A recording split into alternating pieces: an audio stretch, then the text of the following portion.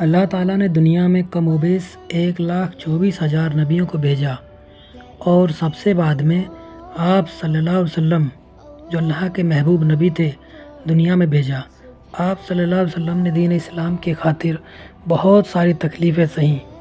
حضرت انس رضی اللہ تعالیٰ عنہ فرماتے ہیں کہ حضور صلی اللہ علیہ وسلم نے فرمایا کہ اللہ کی خاطر جتنی تکلیف مجھے پہنچائی گئی اتنی کسی کو نہیں پہنچائی گئی، اور جتنا مجھے اللہ کی وجہ سے ڈرایا گیا اتنا کسی کو نہیں ڈرایا گیا، اور مجھ پر 30 دن اور 30 راتیں برابر ایسی گزری ہیں کہ میرے اور بلال کے پاس کسی جاندار کو کھانے کے قابل صرف اتنی چیز ہوتی تھی جو بلال کی بغل کے نیچے آ جائے۔ حضرت عقیل بن ابی طالب رضی اللہ تعالیٰ عنہ فرماتے ہیں کہ قریش ابو طالب کے پاس آئے اور کہا، اے ابو طالب، آپ کا بھتیجا ہمارے گھروں اور ہماری مجلسوں میں ہمارے پاس آتا ہے اور ہمیں ایسی باتیں سناتا ہے کہ جن سے ہمیں بڑی تکلیف ہوتی ہے۔ اگر آپ ٹھیک سمجھیں تو اس کو ہمارے پاس آنے سے روک دیں۔ تو ابو طالب نے مجھ سے کہا، اے عقیل، اپنے چچیرے بھائی کو میرے پاس ڈھونڈ کر لے آؤ۔ تو میں آپ کو ابو طالب کی ایک کوٹری میں سے بلا کر لایا۔ آپ میرے ساتھ چل رہے تھے۔ آپ سائے میں چلنا چاہتے تھے کیونکہ دھوپ بہت تیز تھی، لیکن راستے میں سایہ نہیں مل سکا۔ یہاں تک کہ آپ ابو طالب کے پاس پہنچ گئے تو آپ سے ابو طالب نے کہا، اے میرے بھتیجے، اللہ کی قسم، جیسے کہ تم کو خود بھی معلوم ہے میں تمہاری ہر بات مانتا ہوں۔ تمہاری قوم والوں نے آ کر یہ کہا کہ تم کعبہ میں اور ان کی مجلسوں میں جا کر ان کو ایسی باتیں سناتے ہو جن سے ان کو تکلیف ہوتی ہے۔ اگر تم ٹھیک سمجھو تو ان کے پاس جانا چھوڑ دو۔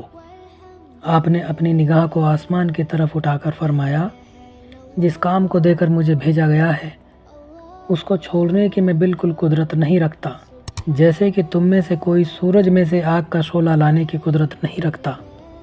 اس پر ابو طالب نے کہا، میرا بھتیجا کبھی غلط بات نہیں کہتا، تم سب بھلائی کے ساتھ واپس چلے جاؤ۔ حضور صلی اللہ علیہ وسلم سے ابو طالب نے کہا، اے میرے بھتیجے، آپ کی قوم میرے پاس آئی ہے اور اس نے ایسی باتیں کہی ہیں تو مجھ پر بھی ترس کھاؤ اور اپنی جان پر بھی، اور اتنا بوجھ مجھ پر نہ ڈالو کہ جس کو میں نہ اٹھا سکوں اور نہ تم۔ اس لیے تم اپنی قوم کو وہ باتیں کہنی چھوڑ دو جو ان کو ناگوار لگتی ہیں۔ اس سے حضور صلی اللہ علیہ وسلم یہ سمجھے کہ آپ کے بارے میں آپ کی چچا کی رائے بدل گئی ہے اور اب وہ آپ کی مدد چھوڑ کر آپ کو قوم کے حوالے کرنے والے ہیں، اور اب ان میں آپ کا ساتھ دینے کی ہمت نہیں رہی۔ اس پر حضور صلی اللہ علیہ وسلم نے فرمایا، اے میرے چچا، اگر سورج میرے دائیں ہاتھ میں اور چاند میرے بائیں ہاتھ میں رکھ دیا جائے تو بھی میں اس کام کو چھوڑنے والا نہیں ہوں۔ میں اس کام میں لگا رہوں گا یہاں تک کہ اللہ اس کام کو غالب کر دے یا اس کام کی کوشش میں میری جان چلی جائے۔ اتنا کہہ کر حضور صلی اللہ علیہ وسلم کی آنکھیں ڈبڈبا گئیں اور آپ رو دیے اور آپ وہاں سے پیٹھ پھیر کر چل دیے۔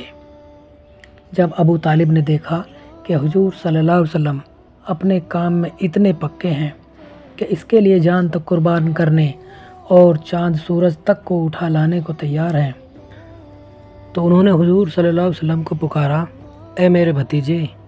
آپ ان کی طرف متوجہ ہوئے تو ابو طالب نے کہا، آپ اپنا کام کرتے رہیں اور جیسے دل چاہتا ہے کرتے رہیں، اللہ کی قسم میں کسی وجہ سے بھی تمہارا ساتھ کبھی نہیں چھوڑوں گا۔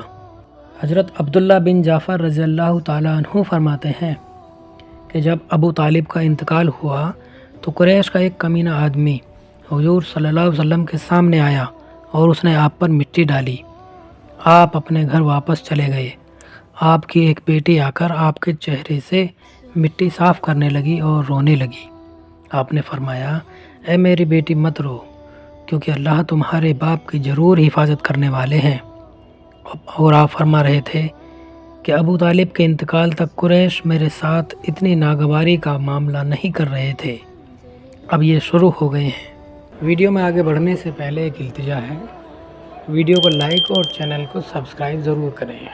حضرت ابو ہریرہ رضی اللہ تعالیٰ عنہ فرماتے ہیں کہ جب ابو طالب کا انتقال ہو گیا تو قریش کے لوگ حضور صلی اللہ علیہ وسلم کے ساتھ سختی کے ساتھ پیش آنے لگے۔